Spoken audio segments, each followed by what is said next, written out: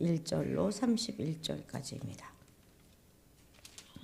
역대상 24장 1절부터 31절까지 한 목소리로 읽겠습니다. 아론 조선의 계열들이 이러하니라. 아론의 아들들은 나답과 아비후와 엘르에살과 이다말이라. 나답과 아비후가 그들의 아버지보다 먼저 죽고 그들에게 아들이 없으므로 엘르아살과 이다말이 제사장의 직분을 행하였더라. 다윗이 엘르아살의 자손 사독과 이다말의 자손 아히멜렉과 더불어 그들을 나누어 각각 그 섬기는 직무를 맡겼는데 엘르아살의 자손 중에 우두머리가 이다말의 자손보다 많으므로 나눈 것이 이러하니 엘르아살 자손의 우두머리가 16명이요 이다말 자손은 그 조상들의 가문을 따라 8명이라. 이에 제비 뽑아 피차에 차등이 없이 나누었으니 이는 성전의 일을 다스리는 자와 하나님의 일을 다스리는 자가 엘르아살의 자손 중에도 있고 이다말의 자손 중에도 있으니라.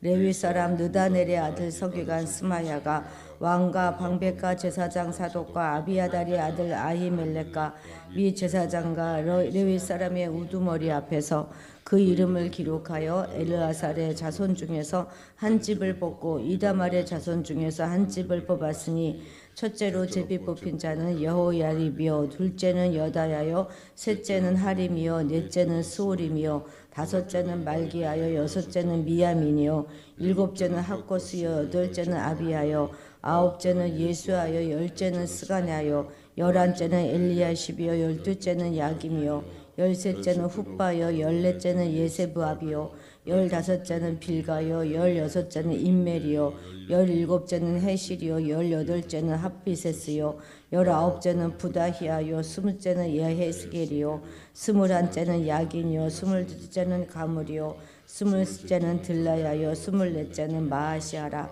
이와 같은 직무에 따라 여호와의 성전에 들어가서 그의 아버지 아론을 도왔으니 이는 이스라엘의 하나님 여호와께서 명하신 규례더라.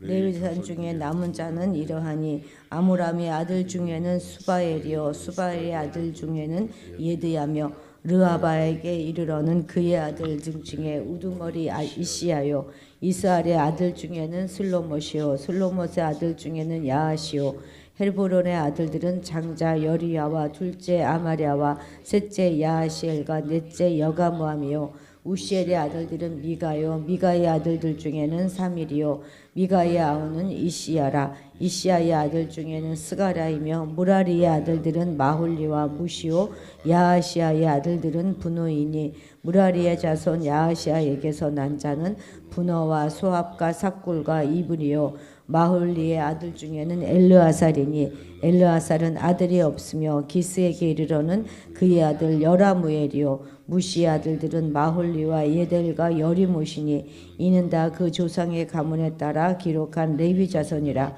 이 여러 사람도 다윗 왕과 사독과 아히멜렉과 제사장과 레위 우두머리 앞에서 그들의 형제 아론 자손처럼 제비를 뽑혔으니 장자의 가문과 막내 동생의 가문이 다름이 없더라. 아멘. 다윗의 말년은 오직 그냥 성전 건축 준비에 올인했다 이렇게 봐도 과언이 아닐 것입니다. 그 건축 준비는 크게 두 가지로 나누어질 수 있는데요. 먼저는 그러니까 정말 건축에 관련된 건축 집을 짓는 데 관련된 뭐 금과 은과 녹과 뭐 백향명, 목재, 석, 돌 이런 것들을 준비하는 그런 것들이었고요. 또 두 번째는 사람을 준비했습니다. 그러니까 행정조직과 종교조직 정비를 위해서 그것들 각각 담당할 그런 사람들을 준비하였습니다. 그런데 역대기 기자는 이게 뭐죠? 예, 행정조직보다는 종교조직에 관련된 기사를 더 먼저 언급하고 그 분량의 면에서도 이 종교조직에 관련된 쪽이 훨씬 더 많이 언급함으로 해서 당시 역대기의 1차 독자였던 포로기에서 돌아온 이스라엘 백성들에게 무엇보다도 우리는 하나님에 대한 신앙을 회복해야 한다 하는 것을 강조하였습니다. 이제 우리가 읽었던 어제 23장은 주로 제사장이 아닌 비레위인들, 그러니까 레위인들 중에서도 제사장을 뺀 나머지 레위인들의 계율을 담고 있었다면, 이제 오늘 본문이 24장은 바로 그 제사장들의 조직 개편을 담고 있습니다. 핵심은 무엇이냐면 각 부사를 24반차로 나눴다는 거예요. 24반, 우리를 말하면 그 그룹 모둠 이렇게 다 표현할 수 있겠죠. 24반차로 나누었어요. 그래서 우리가 쭉 읽었지만 읽은 거에도 보면 24째까지 나오지 않습니까? 24반차로 나누고 그 반장을 임명할 때는 제비뽑기로 임명하고 순서도 제비뽑기로 했다 하는 것입니다. 우리가 어제 레위인이 38,000명이다 했는데 그 중에서 성전 업무를 맡아보는 사람들은 24,000명이었잖아요. 그 24,000명을 24반차로 나누면 한 반차에는 1,000명씩 들어가게 되겠죠. 이들을 이제 24개 반이 있으면 이것을 1년을 24수로 나눠서 직임을 담당하게 하니까 1년에 각 반차는 2주씩만 담당하면 되는 것입니다. 그래서 1년에 2차례, 일주일에 한 번, 후반기에도 일주일에 한 번 이렇게 해서 예루살렘에서 직무를 수행하는 그런 방식입니다. 이런 식으로 레위인을 24반차로 나누었으니까 당연히 제사장도 24반차로 나누어야 했겠죠. 자, 1, 2절 같이 읽겠습니다. 아론 자손의 계열들이 이러하니라. 아론의 아들들은 나답과 아비후와 엘르아살과 이다말이라. 나답과 아비후가 그들의 아버지보다 먼저 죽고 그들에게 아들이 없으므로 엘르아살과 이다말이 제사장의 직분을 행하였더라. 아멘. 제사장 직분의 역사적인 그런 배경을 이야기하고 있는데요. 제사장 직분은 오로지 아론의 계열에서만, 아론의 자손 중에서만 주어졌습니다. 그런데 아론의 아들이 모두 4명인데 나답과 아비후가 이제 하나님이 명하지 않은 다른 부를 분향한 죄로 광야에서 죽임을 당하지 않았습니까? 근데 그 죽임을 당했으니까 이제 나답과 아비후의 이야기는 좀 그만해도 될 것 같은데 성경은 끝까지 감추어 주지 않고 끝까지 그걸 밝히죠. 이미 오래전 이야기고 뭐 좋은 이야기도 아니지 않습니까? 그리고 자꾸 이야기해봤자 아론의 위신만 떨어지는 이야기인데, 그리고 뭐 어차피 나답과 아비후는 제사장이 되자마자 죽임을 당했으니까 그냥 두 아들, 그냥 뭐 엘르아살과 이다말만 이렇게 아들의 명단에 올려도 될 것 같지 않습니까? 근데 왜 자꾸 이렇게 이 이야기를 나답과 아비후는 먼저 죽었다, 광야에서 죽었다, 이런 이야기를 반복해서 할까요? 그것은 기억하라는 것입니다. 기억하라는 것.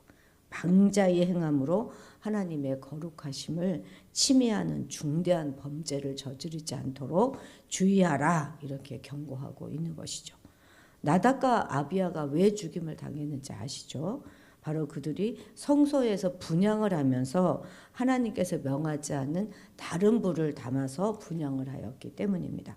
여기서 다른 불이라고 하는 것은 아마도 성막과 상관이 없는 그런 불을 의미할 것입니다. 그러니까 번제단에서 취하지 않은 다른 불로 분향을 드렸던 것 같아요. 불에 무슨 상표가 있는 것도 아니고 그냥 뭐 불이면 다 같은 불인데 무슨 상관이야 이렇게 생각하고 그냥 했을지도 모르겠습니다. 그러나 반드시 번제단에 있는 그 불로 하나님께 분향하게 한 것은 하나님께 드리는 모든 것의 거룩성을 유지하기 위함일 것입니다. 그런데도 나답과 아비후는 자기 마음대로 외부에서 가져온 불로 분향을 했던 것이죠. 이러한 이들의 태도는 하나님의 거룩성을 완전히 무시하는 방자한 태도였습니다.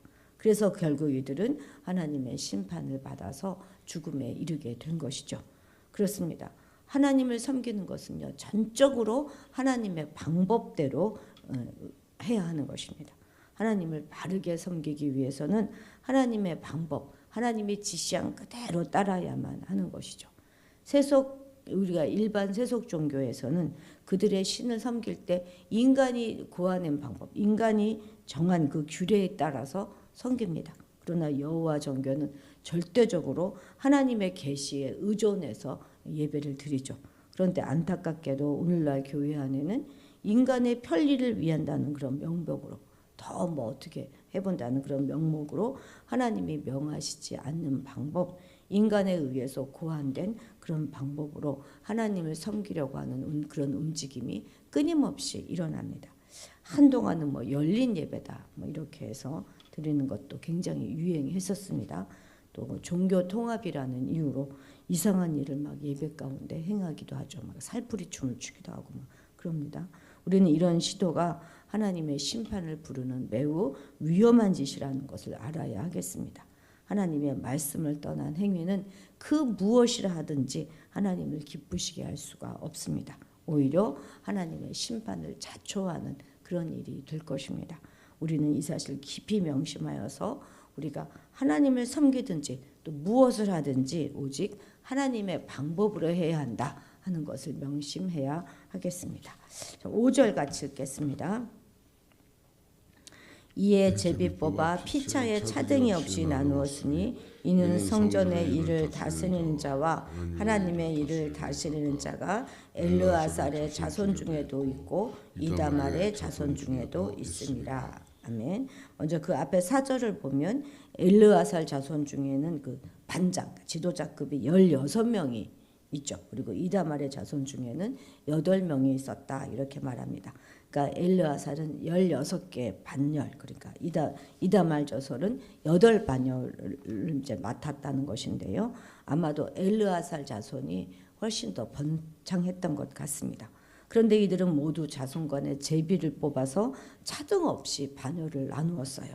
즉 인간의 생각이나 판단이 개입될 수 없는 제비 뽑기를 통하여서 보다 투명하고 공평하게 반열을 나눔으로써 엘르아살의 자손과 이다말의 자손이 모두 다 그 결과에 승복하고 열심을 내어서 일하도록 하였다는 것이죠.